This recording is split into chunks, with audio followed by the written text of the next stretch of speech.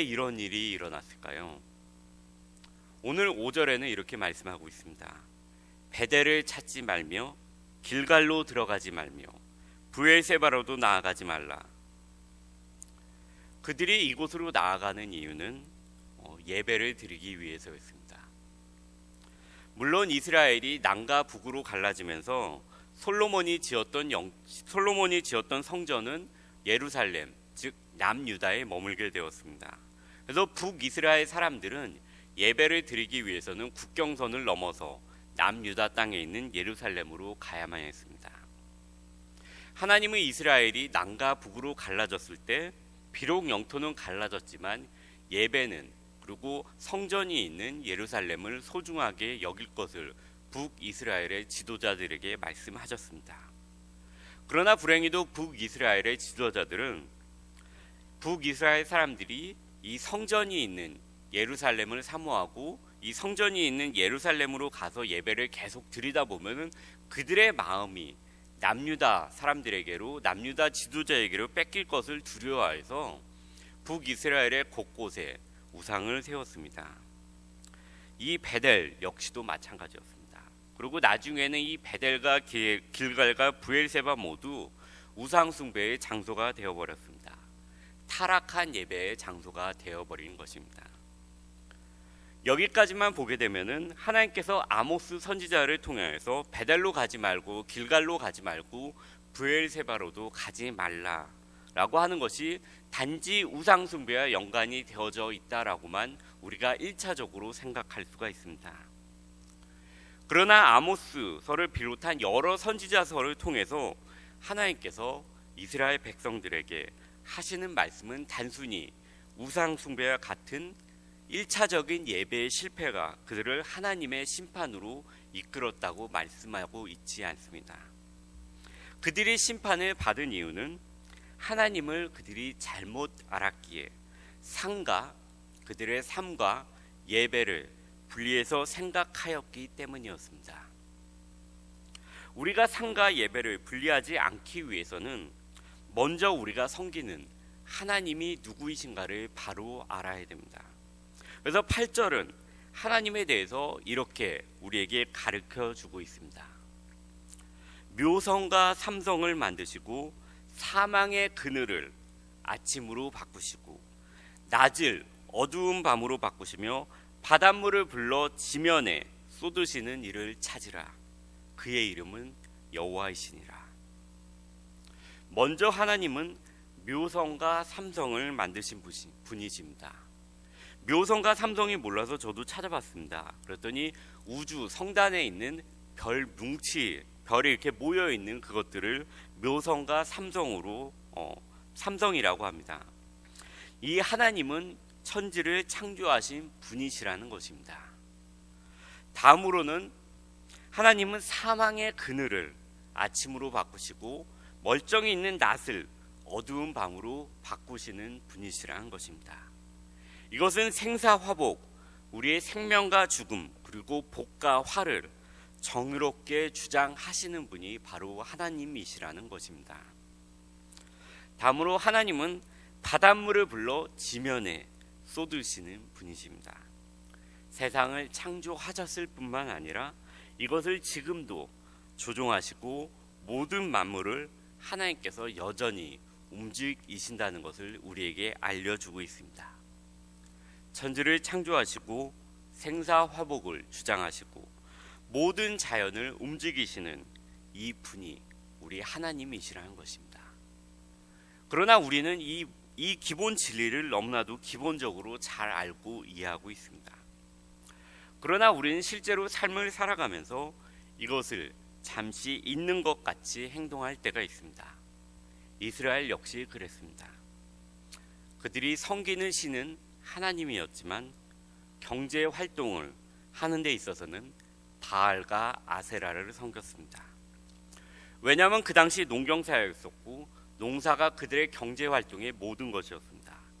그리고 이 경제 활동, 농사를 잘하기 위해서는 이 바알과 아세라가 그것을 주장한다고 믿었습니다.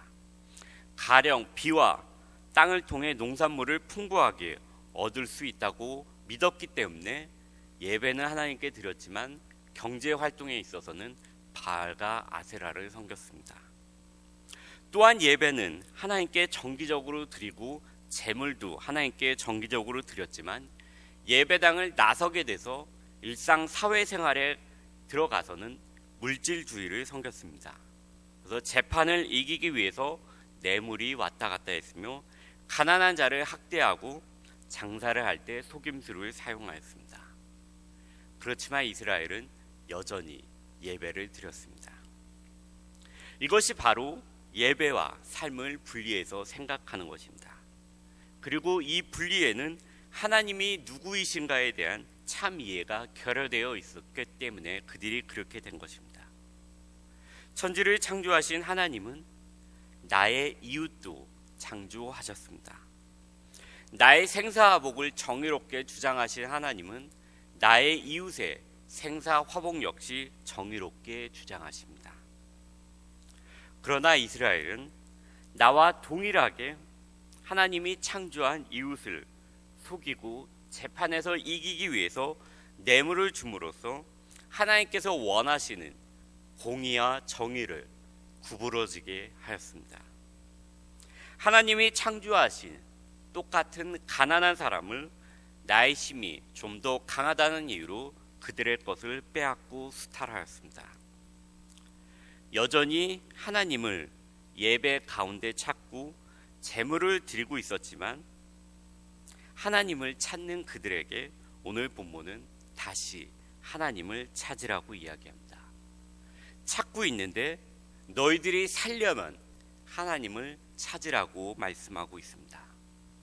이 참 아이러니 같은 이 상황이 일어난 이유는 하나님을 예배당에만 계신 하나님, 예배만 받으시는 하나님, 제물만 받으시는 하나님으로 생각할 때 발생합니다.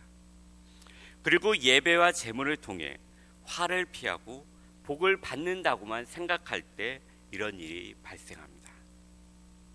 예배의 실패는 하나님이 누구이신가를 바로 알지 못할 때 발생하고 참된 하나님이 누구이신가를 바로 알지 못할 때 우리는 삶에서도 실패하게 됩니다. 그래서 7절은 하나님을 찾아 여전히 예배를 드리고 제물을 드리는 그들에게 이런 하나님을 찾으라고 이야기하고 있습니다. 묘성과 삼성을 지으시고 사망의 그늘을 아침으로 바꾸시고 낮을 어두운 밤으로 바꾸시고 바닷물을 불러 지면에 쏟으시는 이를 찾으라.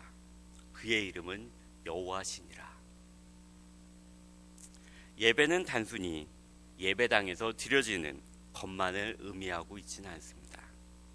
나의 가치관과 나의 삶이 모두 예배의 한 부분입니다. 가치관에 대해서 국어사전은 이렇게 정의하고 있습니다.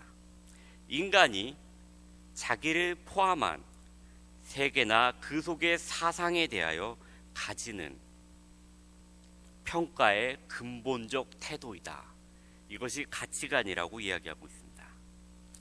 우리는 우리의 행동이나 삶의 자세가 모두 가치관에 따라 행동이 좌우되며 삶의 자세 역시 가치관에 따라서 결정을 하게 됩니다. 나를 누가 창조하셨는가? 이 세계는 누가 움직이시는가에 대한 근본적인 믿음이 바로 정립되어 있을 때, 가치관이 바로 정립되어 있을 때 우리는 바른 예배를 드릴 수 있습니다. 그래서 오늘 본문은 하나님이 어떠한 하나님이신가에 대해서 이스라엘 백성들에게 가르쳐 주었던 것입니다. 그리고 나서 그 하나님이 무엇을 바라시는가에 대해서 이렇게 말씀하십니다. 15절입니다. 너희는 악을 미워하고 선을 사랑하며 성문에서 정의를 세울지어다. 하나님 사랑, 예배와 이웃 사랑은 항상 같이 갑니다. 기차의 두 선로와 같이 이것은 항상 같이 갑니다. 하나님이 나의 이웃을 창조하셨고 그러므로 인해 이웃이 함께 어울려 사는 사회가 생겼습니다. 자연의 모든 것을 주장하시는 즉 하나님을 단지 예배당에서만의 하나님이 아닌 우리가 살아가는 모든 곳으로 지평을 넓힐 때 우리는 예배에 성공할 수 있습니다. 왜냐하면 하나님은 어디에나 계시기 때문입니다. 그리고 또한 모든 곳에, 또한 모든 것의 재판장이시기 때문입니다. 그리고 오늘 본문은 예배당에서의 하나님, 종교로서의 하나님이 아닌 세상을 창조하시고 생사화복을 주장하시고 모든 우주와 자연을 주장하시는 그 하나님을 바로 알고 찾으라고 우리에게 말씀하고 있습니다. 오늘 매일 성경은 종교의 하나님, 예배당에서의 하나님만을 찾는 이스라엘의 태도에 대해서 종교적 허세라고 표현하고 있습니다. 종교적 허세를 하게끔 만드는 인간의 본능이 있기 때문입니다. 우리가 이 인간의 본능을 따라가지 않기 위해서는 오늘도 우리가 믿는 하나님은 어떠한 하나님이신가? 하나님의 성품과 하나님께서 하시는 일들에 대해서 다시 한번 깊게 생각하면서 그 하나님을 찾음으로 인해서 바른 예배를 교회당과 산 가운데서 드릴 수 있는 저와 우리 모두가 되었으면 좋겠습니다.